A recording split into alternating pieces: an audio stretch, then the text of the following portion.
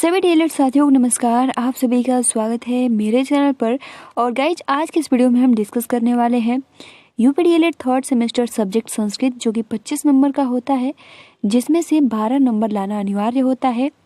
कल हमने बहुत ही अच्छे ढंग से जो भी आपके माहेश्वर सूत्र हैं, ठीक है, और माहेश्वर सूत्र से किस तरीके से प्रश्न पूछे जाते हैं हमने बहुत ही अच्छे से डिस्कस किया था।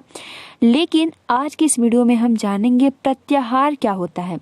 ठीक है, कल भी हमने आप सभी को उसके बारे में बहुत ही ज़्यादा नहीं लेकिन जानकारी दिया था कि प्रत्याहार कितने होते हैं। और आज के इस वीडियो में हम जानेंगे कि प्रत्याहार से रिलेटेड प्रश्न कैसे पूछे जाते हैं। ठीक है, तो चलिए स्टार्ट करते हैं। वीडियो को आप सभी लाइक कर दीजिए और अपने फ्रेंड्स मित्रों को शेयर कर दीजिए। लेकिन उससे पहले आप सभी से हमारा 1 से 2 पहले क्वेश्चन होता है। ठीक है, तो पहला जो प्रश्न है कि कल भी हमने क्वेश्चन पूछा था जिसका आंसर आप सभी ने बिल्कुल सही दिया था यहाँ पर। ठीक है, अब देखिए प्रश्न कैसे पूछे जाते हैं, लेकिन उससे पहले आप सभी को 1 से 2 प्रश्नों का आंसर करना होगा, जैसे कि हमने कल पढ़ा था। ठीक है, आप सभी को बताना है कि माहेश्वर सूत्र में 5वें माहेश्वर सूत्र में कौन कौन से वर्ड आते हैं। ठीक है, हमने कल भी आप सभी से पूछा था। और दूसरा कि माहेश्वर सूत्र में 10वां माहेश्वर सूत्र होता है, उसमें कौन कौन से वर्ड आते हैं। ठीक है, आप तीसरा ये भी बता सकते हो कि इत संज्ञा जो है वो कौन कौन से वर्ड होते हैं, आप उसको बता सकते हो। ठीक है, तो चलिए हम लोग बढ़ते हैं आगे और हम जानेंगे कि प्रत्याहार से किस तरीके से प्रश्न पूछे जाते हैं। तो सबसे पहले तो यहाँ पर अगर हम देखेंगे ना, तो उपर्युक्त सूत्रों से प्रत्येक प्रत्याहार बन सकते हैं, लेकिन महर्षि पाणिनि ने अपने व्याकरण में प्रत्याहारों की संख्या जो बताई है 42 बताई है। और देखिए बहुत ही ज़्यादा महत्वपूर्ण ये प्रश्न है। ये आपका चाहे यूपीडीएलएड थर्ड सेमेस्टर हो या फिर टेट हो या फिर सुपर टेट हो, उसमें ये क्वेश्चन पूछने के चांसेस बहुत ही ज़्यादा होते हैं। सो यहाँ पे आप इसे नोट डाउन कर लीजिएगा कि महर्षि पाणिनि जो है अपने व्याकरण में प्रत्याहारों की संख्या का जो उल्लेख किया है वो 42 है। ठीक है, अब देखिएगा यहाँ पर 42 कुल है, तो सबसे पहले तो इसको एक बारी हम लोग पढ़ लेते हैं। ठीक है, उसके बाद से हम जानेंगे कि प्रश्न कैसे पूछे जाते हैं। ठीक है, आपको इसमें क्या याद करना है और क्या नहीं। सो सबसे पहले आप देखेंगे यहाँ पे पहला जो प्रत्याहार है वो है अक प्रत्याहार, दूसरा जो है प्रत्याहार अच, तीसरा प्रत्याहार अट, चौथा प्रत्याहार अंग, 5वां प्रत्याहार अड़, 6ठा अम, 7वां अल, 8वां अश, 9वां इक, 10वां इच, 11वां इड, 12वां इक, 13 नंबर जो है हो जाएगा इंग या एड, 14 नंबर एच, फिर आपका हो जाता है ईच, उसके बाद 16 नंबर पर हो जाता है ख, 17 खर, 18 डम, 19 चय, 20 चर। क्योंकि आप सभी को हम बता दें ये जो माहेश्वर सूत्र कहाँ से निकला है, तो महेश यानी सिंपल महेश किसको कहते हैं, तो शिव भगवान को कहते हैं, उन्हीं के डमरू से माहेश्वर सूत्र निकला है। तो उसी तरीके से ये प्रत्याहार जैसे अगर आप जब पढ़ते हैं ना, जैसे 18 नंबर पर डम, 19 नंबर पर चय, 20 नंबर पर चर, 21 नंबर पर छ, 22 पे जय, 23 पे झय। ठीक है, उसके बाद देखिए 24 पे आपका जो हो जाएगा रर, 25 पे झौ, 26 पे झस, 27 पे झस है, 28 पे वस, 29 पे भस, 30 पे मैं, 31 पे यड़, 32 पे मैं, 33 पे यम, 34 पे य, 35 पे यर, 36 पे रल, 37 पे वल, 38 पे वस, 39 पे सर, 40 पे सल, और आपने आई होप कि सल नाम भी सुना होगा, 41 पर हस और 42 पे हल। अब देखिए गाइज, आप सभी सोच रहे होंगे कि क्या हमें इतना ज़्यादा याद करना होगा और हम याद कैसे करेंगे। तो देखिए आप सभी को ये जो माहेश्वर सूत्र है ना, ये जितने भी 42 हैं, इसको याद करने की बिल्कुल भी आवश्यकता नहीं है। बस आपको ये याद रखना है कि माहेश्वर सूत्र जो है उसको लेकर उसमें प्रत्याहार जो महर्षि पाणिनि ने दिया, कितना दिया है, तो 42। अब सबसे ज़्यादा महत्वपूर्ण ये है कि प्रश्न कैसे पूछा जाता है।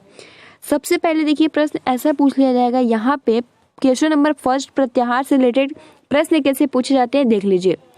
पूछ लेगा कि अक प्रत्याहार में कौन कौन से वर्ड आते हैं। अब यहाँ पर देखिए अक पूछा है, अक प्रत्याहार में कौन कौन से वर्ड आते हैं या फिर अच प्रत्याहार में कौन कौन से वर्ड आते हैं। ठीक है, तीसरा सवाल अट प्रत्याहार में कौन कौन से वर्ड आते हैं, अंग में कौन कौन से वर्ड आते हैं, अड़ में। तो देखिए प्रत्याहार बने कैसे, ये भी तो जानना बेहद ही जरूरी है। तो सबसे पहले यहाँ पर देखिए पहला जो आपका प्रत्याहार था वो क्या था, पहला प्रत्याहार था अ और क, यही तक तो था अक। दूसरा प्रत्याहार था अच। ठीक है, तो यहाँ पर आप देखेंगे ना तो जो अक है यहाँ पर देखिए, अब देखिए फ्रेंड्स यहाँ इससे प्रश्न कैसे बनता है, ये सबसे ज्यादा मोस्ट इम्पोर्टेंट है। यहाँ पर देखिए पहला प्रश्न पूछ लेगा कि अक प्रत्याहार के अंतर्गत कौन कौन से वर्ड आते हैं। ठीक है, तो यहाँ पर अगर आपको माहेश्वर सूत्र याद होगा तो आप बहुत ही आसानी के साथ इसका आंसर कर सकेंगे। अगर आपको प्रत्याहार याद नहीं है 42 तो कोई दिक्कत नहीं है, लेकिन माहेश्वर सूत्र अगर याद होगा तो आप बहुत ही आसानी के साथ बता सकेंगे, कोई भी दिक्कत नहीं होगा। सो फ्रेंड्स देखिए यहाँ पर पहला क्वेश्चन पूछा है कि अक प्रत्याहार के अंतर्गत कौन कौन से वर्ड आते हैं। सो फ्रेंड्स आपका माहेश्वर सूत्र पहला जो होता है वो होता है अ।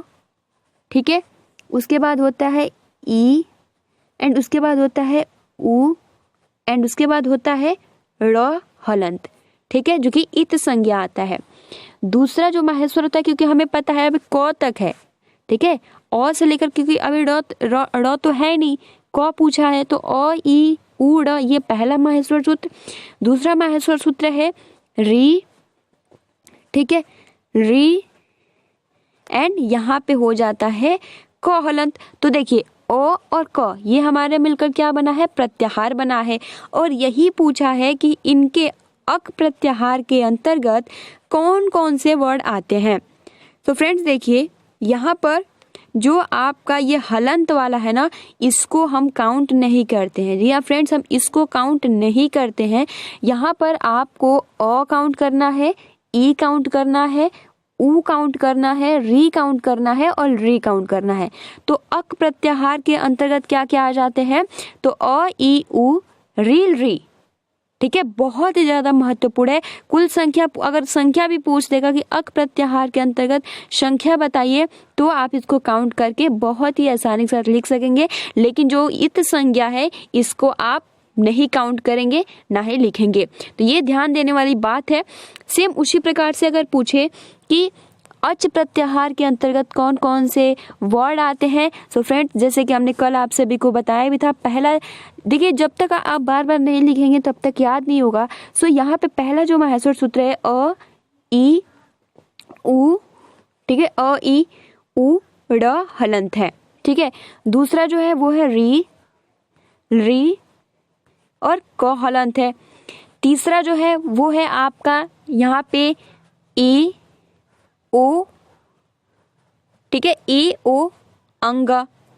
ठीक, उसी प्रकार से आपका चौथा जो है वो हो जाएगा यहाँ पे ए औ एंड च हलंत। सो फ्रेंड्स आपको पता है अ और च, तो यहीं तक पूछा है। हमें पता है अच प्रत्याहार के अंतर्गत जितने भी स्वर हो जाते हैं वो आ जाते हैं। तो आप क्या इसके अंतर्गत लिखेंगे, तो यहाँ पर ये जो हलंत वाला है आप इसको नहीं लिखेंगे, ये मैं बार बार आप सभी को कह रही हूँ। सो यहाँ पे देखिए अ ई उ री ई ओ ई औ। ठीक है, तो इस तरीके से आप बता सकेंगे कि कौन कौन से वर्ड आते हैं। और आई होप कि अब आपको अगर प्रत्याहार से रिलेटेड अगर मान लीजिए यहाँ पे पूछ देता है कि झस, ठीक है, झस प्रत्याहार के अंतर्गत कौन कौन से वर्ड आते हैं। अब देखिए फ्रेंड्स, हमने पता है कि झस यानी हमें पता है कि ये जो माहेश्वर सूत्र है 8वें माहेश्वर सूत्र में झ से स्टार्ट होता है। 8वां माहेश्वर सूत्र क्या होता है आपका, 8वां माहेश्वर सूत्र होता है झ ब य, है ना, यही होता है झ ब य। सो फ्रेंड्स यहाँ पर झ ब य अभी और भी हमें लिखना पड़ेगा क्योंकि स हलंत किया है। सो अब हम क्या करेंगे, यहाँ पे और माहेश्वर सूत्र लिखेंगे। तो हम क्या करेंगे यहाँ पे, क्योंकि हमें पता है झ ब य इसके पास का ही होगा, तो 9वां हमें माहेश्वर सूत्र लिख लेना चाहिए। तो 9वां माहेश्वर सूत्र वे लीजिए घ ढ ध श हलंत। ठीक है, मूर्धा वाला स है।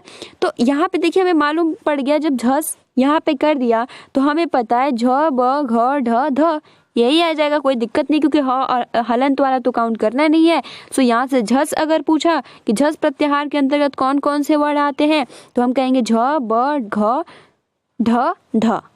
क्लियर? आई होप कि अब आपको कोई भी दिक्कत नहीं होगा। अब चलिए आपसे बेसिक क्वेश्चन पूछते हैं कि यहाँ पे डम प्रत्याहार के अंतर्गत कौन से वर्ड आते हैं।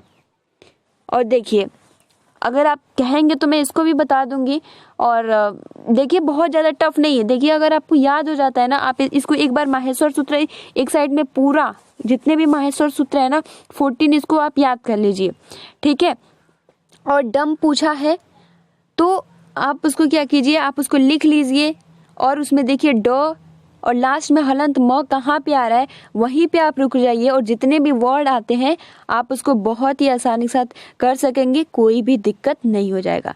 ठीक है, सो फ्रेंड्स इस तरीके से प्रत्याहार से रिलेटेड क्वेश्चन पूछे जाते हैं। अब देखिए नीचे क्या कह रहा है कि शिक्षक द्वारा इसी को हिंदी में विशिष्ट क्रम में रखे गए वर्डों के समूह को हम वर्णमाला कहते हैं। जैसे आप सभी को पहले ही पता है, यह वर्णमाला देवनागरी वर्ण, मतलब इसको इतना पढ़ने की आवश्यकता नहीं है। ठीक है, सो फ्रेंड्स प्रत्याहार से रिलेटेड इस तरीके से क्वेश्चन पूछे जाते हैं। यहाँ पर देख सकते हो हिंदी में भी आपने पढ़ा था कि क वर्ग के आने वाले वर्डों के नाम बताइए। तो क वर्ग में क्या आ जाता है, क ख ग घ अंग आ जाते हैं, 5 वर्ड होते हैं। हमारी मातृभाषा क्या है, तो हिंदी है। ठीक है, सो गाइज इस तरीके से सब ध्वनि भाषा की सबसे छोटी इकाई क्या है, वर्ड है। जो हम कान से सुनते हैं बोलते हैं उनका स्वरूप देखा नहीं जा सकता, वो क्या है, तो ध्वनि है। ध्वनियों के लिखित रूप को हम क्या बोलते हैं, तो वर्ड कहते हैं। क व ख क्या है, अक्षर है या वर्ड है। फ्रेंड्स मैंने आप सभी को बहुत ही अच्छे से बताया था क और ख क्या है, तो क और ख क्योंकि ये दोनों आपस में मिलाकर बने हैं तब हमारा क, क्योंकि क का पूरा निर्माण कैसे हुआ, जैसे अ है। ठीक है, तो यहाँ पर देखिए क हलंत प्लस अ को मिलाकर पूरे क का निर्माण हुआ है, तो ये क्या है, यहाँ पे ये अक्षर है। ठीक है, आप इसे वर्ड नहीं कहेंगे। देखिए यहाँ पे 7वां प्रश्न दिया है कि अंग और अह क्या है, तो ये अयोगवाह है। सो फ्रेंड्स यहाँ पर कुछ आपने मूल्यांकन भी देख लिया, प्रश्न देख लिया, बहुत आपने हिंदी में भी पढ़ा होगा, बहुत ज़्यादा टफ नहीं है। सो फ्रेंड्स आज का हमारा जो टॉपिक था कि प्रत्याहार से रिलेटेड किस तरीके से प्रश्न पूछे जाते हैं, और आई होप कि आपको बहुत ही अच्छे से क्लियर हो गया होगा, कोई भी डाउट नहीं होगा। सो फ्रेंड्स मैंने आप सभी से पूछा है कि डम प्रत्याहार के अंतर्गत कौन कौन से वर्ड आते हैं, तो आप इसका आंसर कमेंट्स बॉक्स में जरूर कीजिएगा। सो फ्रेंड्स आज के लिए इतना ही। वीडियो को लाइक करें, शेयर करें।